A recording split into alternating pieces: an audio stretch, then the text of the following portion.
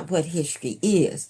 History is a series of everybody's story That, combined to tell a the story of what made the United States what it is today. And mm, everyone did contribute it. Now, granted, we contributed most because we were the labor force.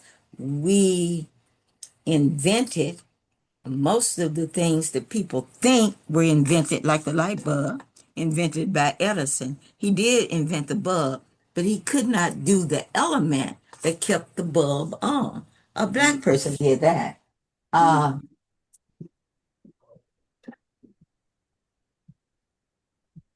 this is not a book I pulled out. Can y'all read that?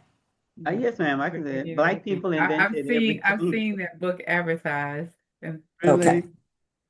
mhm. Okay. But prior to, I bought this one so the young people could read it. I've got one back here that is just an old-timey book in paperback binding, on typewritten pages, probably self-published, but it has the patent numbers and the trademarks and the drawings for everything that's in this book, but the old things. The seminal work, and you all know what I mean when I say the seminal work. I also have it back there. But I thought, well, the kids aren't going to read that one, but they might read this one, right? Yes. Yeah. Yes. Yes. So, um, and we did not invent everything. We know that. Mm, However, um, so much of what people think, the telephone, the light bulb, stuff like that in the United States, they think it was invented by white people, the white people whose name is on it. And yes, they made a part in it, but it was a whole group of people who actually did it, did the final product that we use today. they Mhm. can use a lot of that in science. Who Oh invented what? That'll be perfect, especially in science. yeah. Uh-huh. Because and I had to put science out there because that's Dr. LaJoy. Just You know, That's that I'm glad you said that. That's why I was trying to give examples of more than reading for those events. Make sure you build in the skills that you're doing mhm. and the science. There's science in all of it. yes. Uh, uh, uh, what was one thing that we talked about? Can you think of science for some of the things that we talked about, LaJoy? The one thing that when I was in the classroom, it was important. I taught back in Gary, Indiana, that I wanted our students to realize the contributions that our people have given to the world. And I would let them go and find, and I'll write a list of people. Do not bring me these people that like Latimer and all of those. And I said, go find somebody different. And it was like, even you get a better grade. And that was important, I think, to them, because a lot of them don't know that the simple things we had a lot of input on, from the icebox to the stoplight to because a lot of them knew Madam C.J. Walker, but they didn't know her correctly in terms of what she invented. They thought that it was, what is it? They always mistook her for, what was it they were mistaken for, but was specifically she did with it wasn't a hot comb. Some of the hair product, Yeah, the hair products and that was, everything. Yeah, yeah. with the hot, to go deeper and understand. Because I thought that was important, especially we used to do a big Harlem Renaissance project where it was interdisciplinary, where they would go into, what was the language arts, what the poetry, the writing, what did they do scientifically during that time? Because we didn't want to just focus on the time of slavery. That was a really kind of made our kids, we didn't want them to think at that point. We went more into that era where they could see those things that were very close to, not that far away, and see all the things that they invented. Another thing during that Harlem Renaissance project, we had the science, the history, uh, uh, language. And one thing that we liked was, it was a book. Anybody ever heard the book Black Like Me? Oh yeah. that, even though it was a white writer, it was a good book because it showed, as you said, the experience Mhm. that a European American who changed their skin color and went deep into the Harlem Renaissance era and everything he experienced, being a black person in America, which helped kids even say, "Wow." So to see that correlation between the fact that the experience is more related to how they present than who they are as a person. And that's why I've always liked that book, because here it is, you have a European American man, just because he was presented as black, was treated completely different. So that was something that really gave them an understanding on, what their world was like. Experiences. Mhm. Yeah, the experiences were like, and that it can be experienced by others, even though they're not like them. Actually, you see, his was temporary, his went away. Ours is Mhm. permanent. And how to Right. navigate the world was very important that we taught them that too. You know, Right.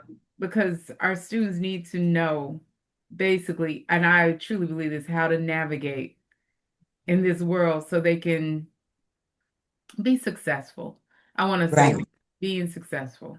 Yeah. Right. Right. How early would you say? Because you probably can do a little bit more with the middle school and high school kids, but how would you support that in the elementary ages, especially when you're looking at second and third graders? You could, because one of the things, like I said before, when elementary, we were like, hey, just a happy-go-lucky thing in MLK.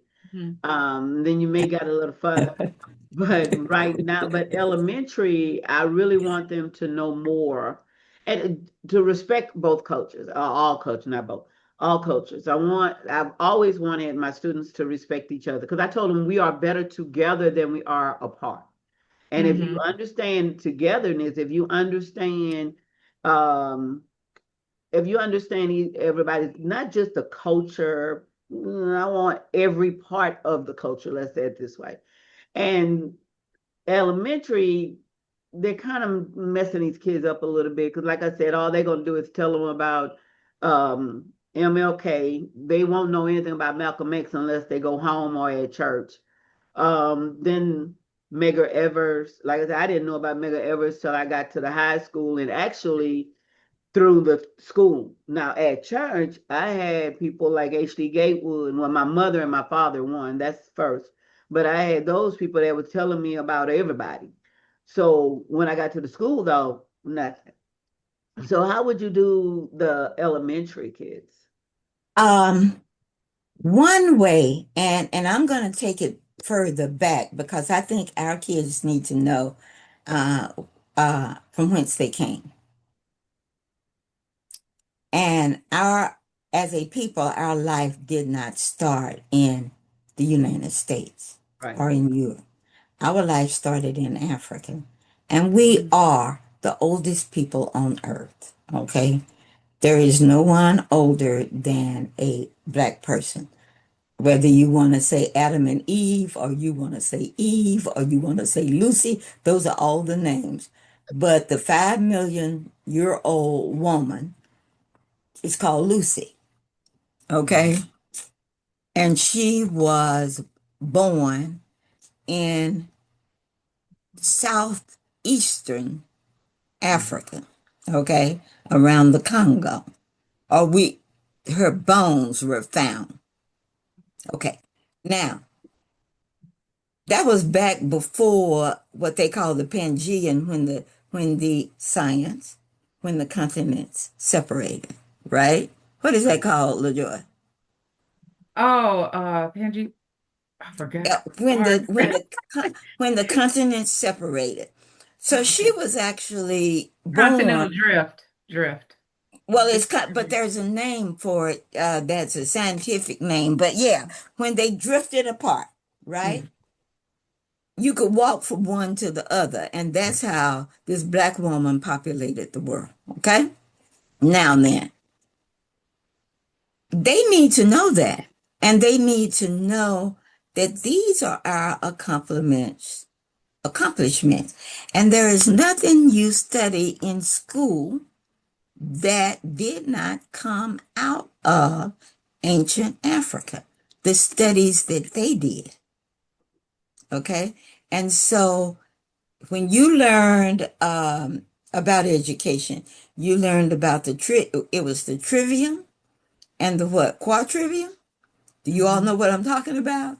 The trivium and the quadrivium. And the trivium was reading, writing, and arithmetic, and the quadrivium added science to it. Reading, writing, arithmetic, and science. Now, I could be wrong about that. And it wasn't called those. I think it was called literature or something else, something else. But if you look up the trivium and the quadrivium, they say they came out of Europe. They did not. They came out of ancient Africa and were studied in ancient Africa prior to ever being studied in Europe. Your science kids need to know that.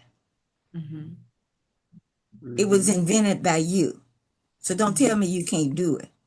Math was invented by you. So don't tell me you can't do it. You can't. Your ancestors invented it. Now, has it changed from what they invented? Of course it has.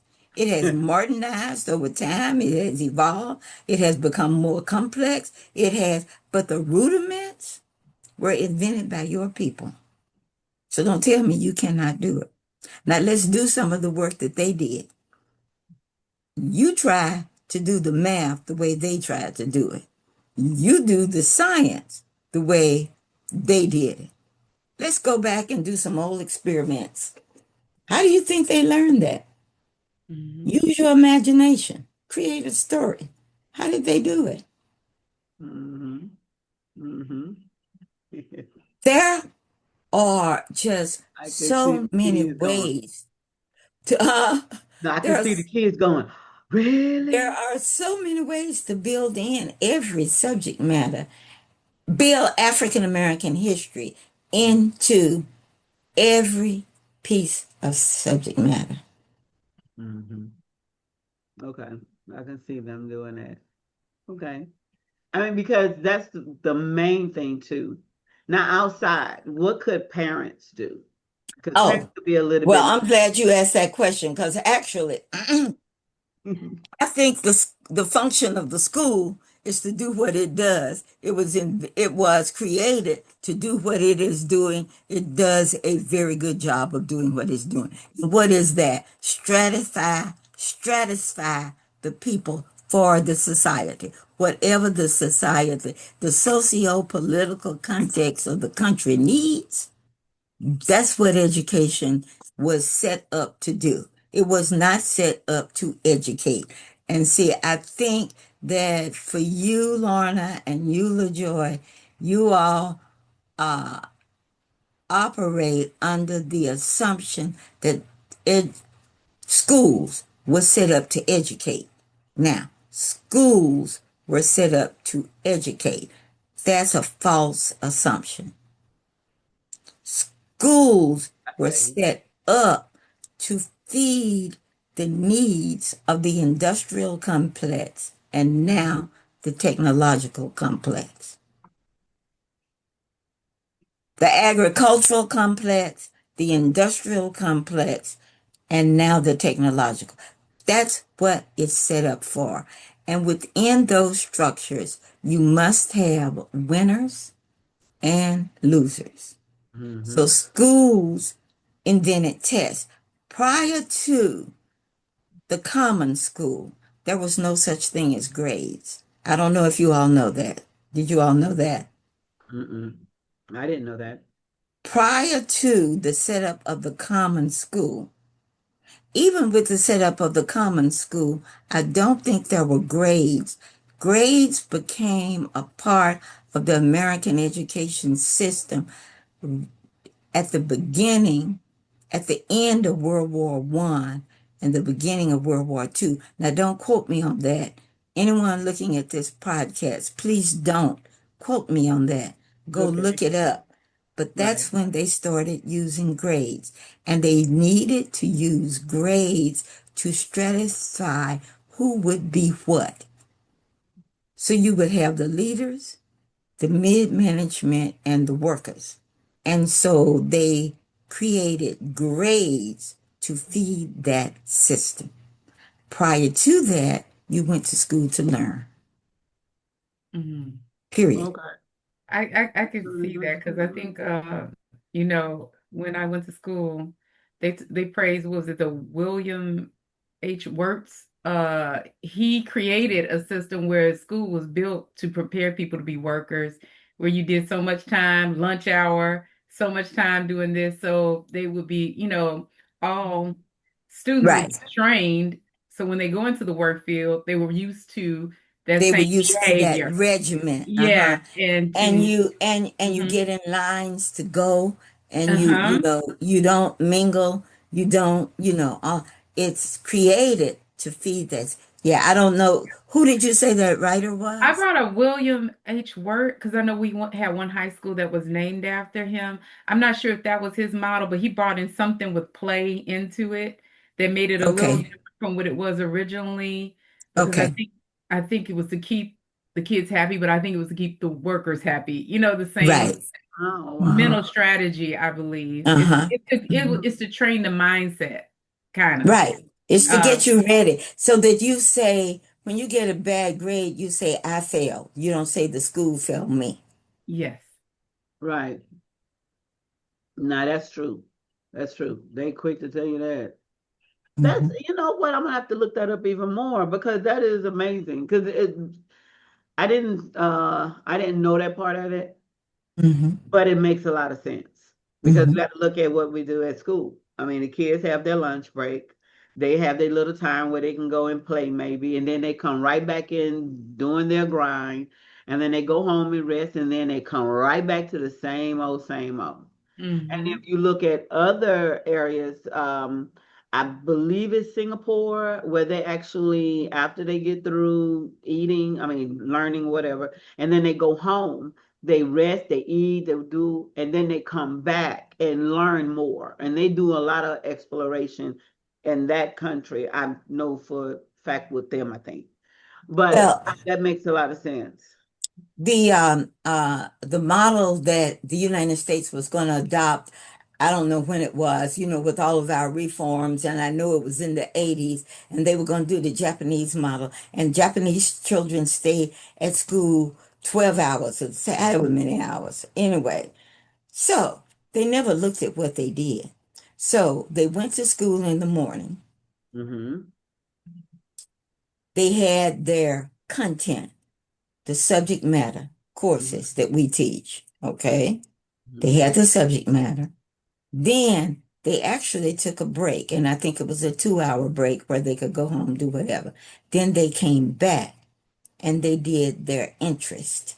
So if I want to be a musician, I'm into the music. If I want to be a dancer, I'm into the dance. And I am learning from professionals. And yeah, I am at school until 6 or 7 at night. But what am I doing?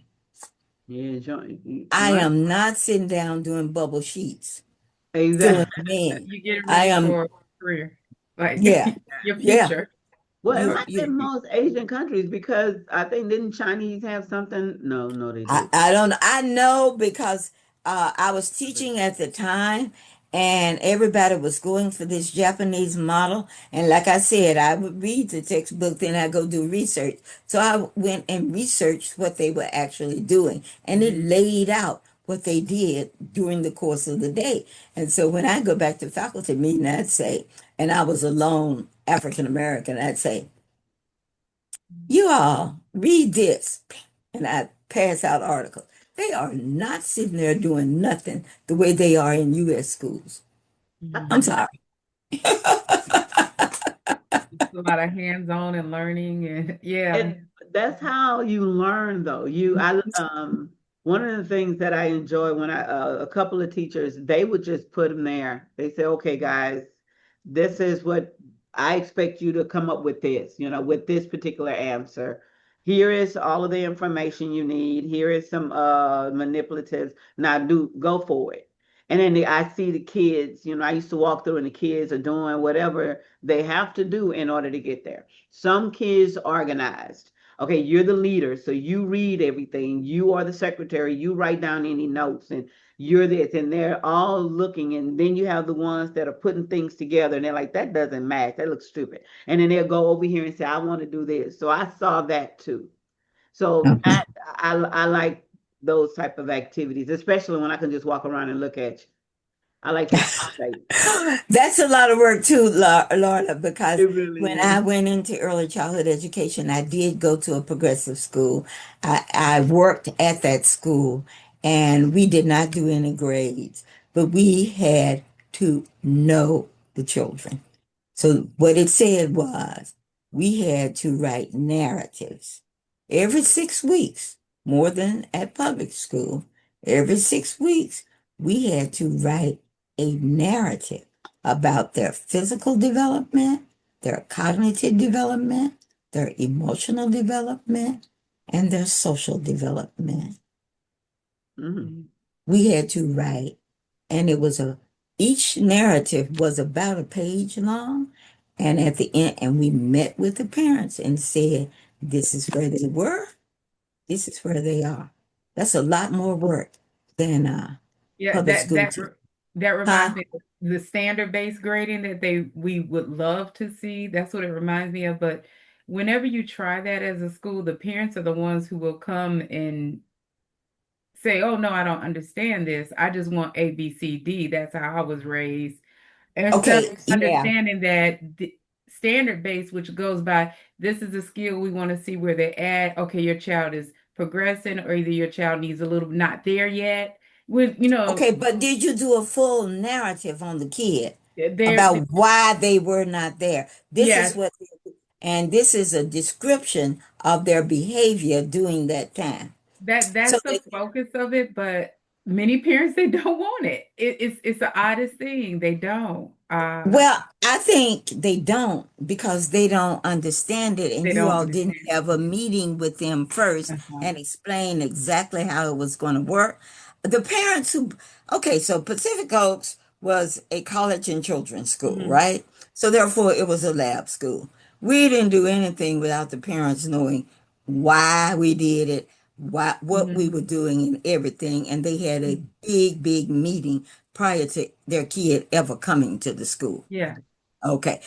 I think that is what helps to change. You can't just change stuff in a vacuum.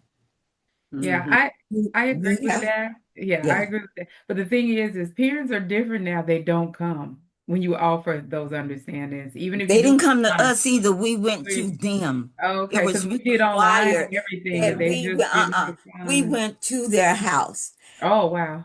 And my mother in this little tiny village, and when she talked, she retired in 85. But for 2 weeks prior to school starting, they had to visit every child in their that was Okay. going to be in their classroom in their home. Mm-hmm. Oh wow. Parents were not expected to come to you. You went to them. Oh, Oh. wow. And that was my mother teaching in Marlton. She retired in 85. And her last year she had to do that. Now they don't do it now, but they also No. they don't have as good a participation now as they did then. Yeah. Well, remember too that everybody was when you taught, you pretty much was in the same neighborhood with them. You were in the Mhm. same area. No? Oh. Not in this little village, because you're talking about a town. We are y'all in big cities. I'm Mhm. in a town, okay? And I don't know if you know what I'm talking about. Yeah. It takes me 15 minutes. Okay, we talking city limits. It might take me 15 minutes to drive the whole circumference of the city, of the town, in 15 minutes. That was, but that's not the only place the kids came to the school. The kids came to the school from the county. It Oh. was the one school district in the county. So Oh. you had the communities, Plummerville, Atkins, Ola, Adona, um, Hickory Hill. Did I say that? Cleveland. Those were rural areas that may be 10 miles away. If the kid was in her classroom, she had to visit the kid at its home, had to visit the parents. And Oh, she didn't know them. No, she knew them when she knocked on their door and said, I am Mrs. Ella Mae Burgess. I have so and so in my class this year. I will have. I came to visit with you to see what your expectations are and to let you know my expectations. no, we're not doing that. I Not know. A lot not and in a this lot and a term. lot of people didn't. I think Yeah. in this day and age, it's a little This bit day and different. age, you might get, things happen. And y'all know that Ruby does not believe that, right? But I do understand, and I do understand it's different times. But I went to, and it was 69 that I went out to California to start working at Pacific Oaks. And and then after one semester, a teacher left and I applied for the job. I was a teaching, what they call a teaching fellow. I Mm, applied for the job and got the job and became a teacher in the children's school. But and those were their rules. I don't know if that, I mean, this is what, 4 years later? They might not have those rules anymore. I have no idea what the school is doing. what they got going on now? We just Right. now it's just please bring your child, please bring them, and then the educators We will just sit want there them to show looking. up. And there you go. We just like thank you. We appreciate it. We appreciate it. Well, we have made I our do time. think there are things, and this one, this book, okay,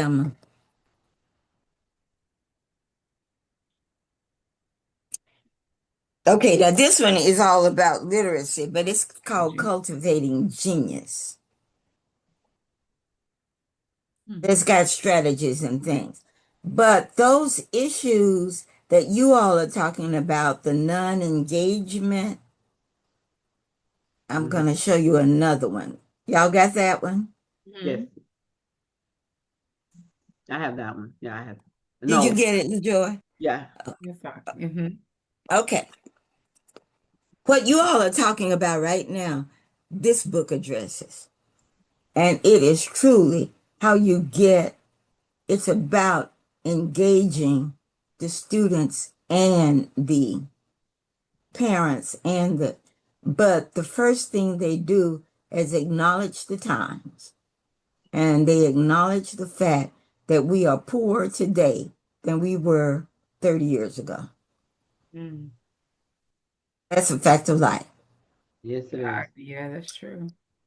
Real income has not gone up for the people and the kids you deal with. Real income has decreased rather than increased since 1969. Oh, Yeah, that's right.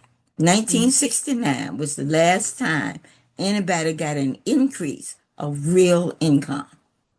The Mhm. common, ordinary, everyday person. So therefore, they acknowledge that and they don't have expectations beyond. They say, what can we do because of that?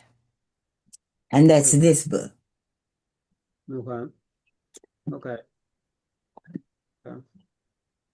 It's a next generation model for Mm. equity pedagogy.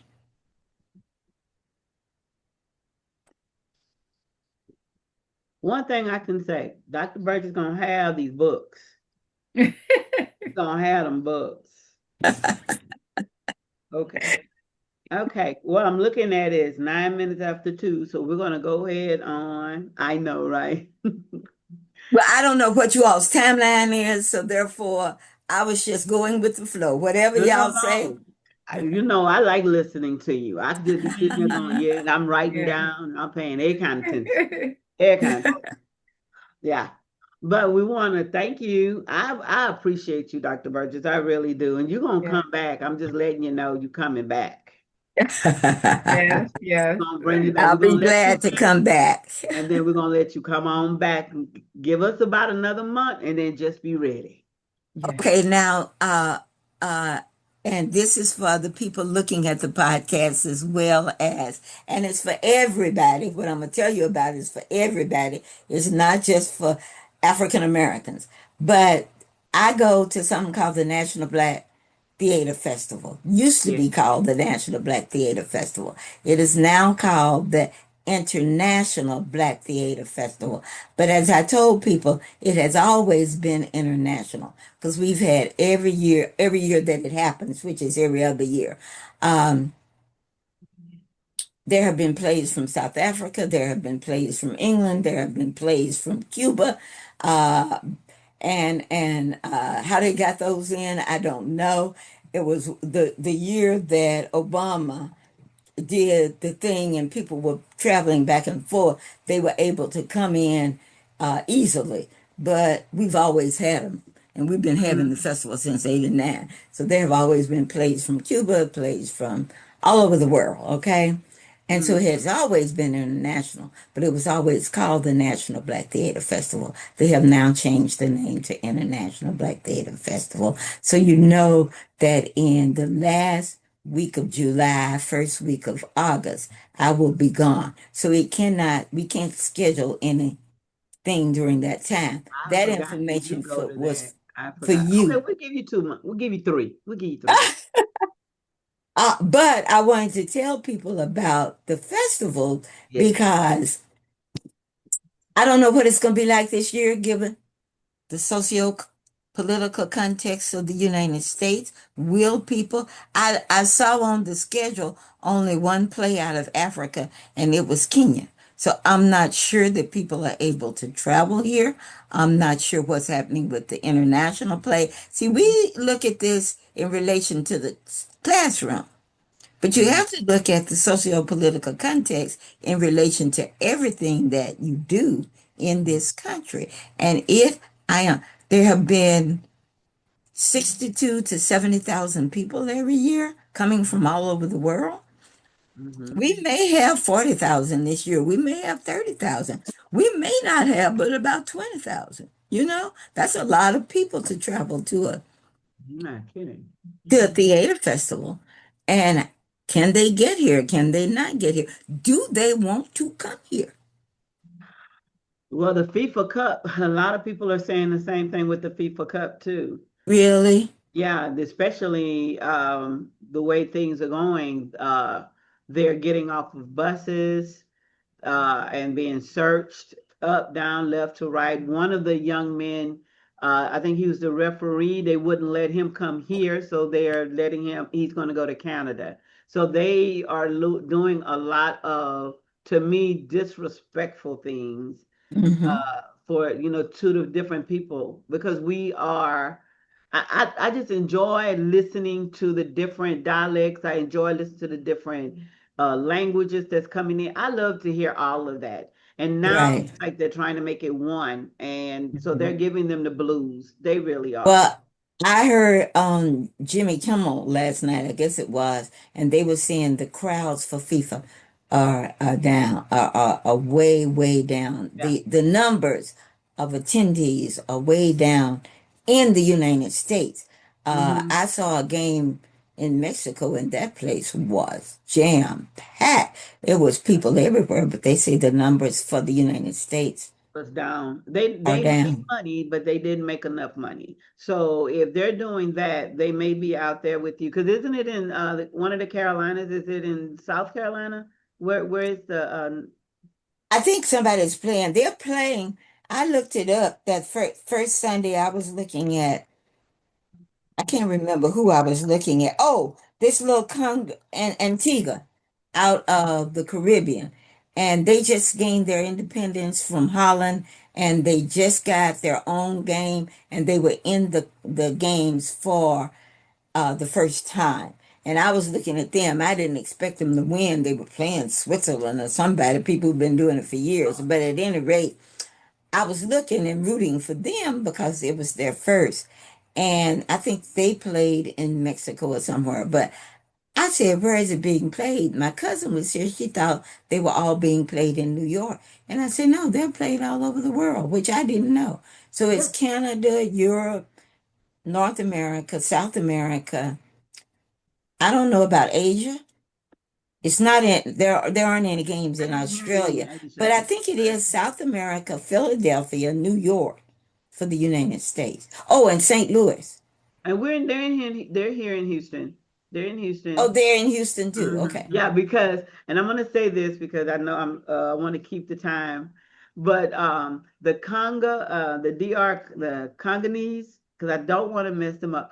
They got off that plane and they got off the Oh, bus, look at and it. that made everybody stand up because I said, "Where are y'all daddy?" Golly, they were gorgeous coming off of that bus. And all I kept saying was, please win. Nobody should get off of a bus like that and lose. They got to win. And they played a few. They did win a couple of games. I'm not really sure when they playing again, but I was just excited. I was like, oh wow, they came and they got here. Because I was really kind of concerned with them because isn't it the Ebola virus that is very strong out there right now is increasing? Well, they said now it's maintained. So Yeah, when I saw them, I was like, yeah, hey, come they on. made it. Yeah, Yeah. yeah. Okay. Um, where is the Black Festival? The Black Festival you were Theater talking Festival. about. Oh, it's always in Winston-Salem, North Carolina. I know it was one of the It, Carolinas. it's Okay. Winston-Salem, North Carolina, and it's always there. Started in 1989, and that's where it is. Many, many cities have tried to get them to move out of Winston-Salem. Not move, but do the festival in different cities. But the founders, Larry Hamlin and his wife Sylvia, that's where they wanted it. They have both passed. And I hope the young people honor their wishes and keep it in Yeah, Winston-Salem. I really do. Uh, it's not that I love Winston-Salem, but that's what Larry and Sylvia wanted. And so that's what it's I hope they continue been to honor honored. them. Mhm. Okay. Well, this has been very good. I have learned a lot. I thank you, Dr. Burgess, for being here. Dr. LaJoy, you have anything you want to share? Yeah, I had the same thing, same sentiments. It was amazing just learning a lot from her. I always enjoy listening to her and advising us because she's so great at it. Because it was a great experience, and I'm looking forward to the next one. Yes, Well, I'm looking forward to it too. You all know how I am. I really don't like screen time, but but I said, now look, I encourage them to do something else beyond the doctorate, and they're doing it. How am I going to say no? thank you. Yeah, thank you. We appreciate that because I would tell many people because they would laugh at me. They said, are you all right? I said, she talked me off of this cliff. I'm going to continue. I'm going to do this. And Mhm. if it was not for you, I probably would be still on that cliff dangling. All right. Well, thank you so very much. And we All righty. say goodbye. Bye bye. Bye everyone. I don't know how Bye. many people attended, but It's increasing. And I think it's this is increasing. going to get more. Okay. All We, righty. all right. Great. Bye. Bye bye.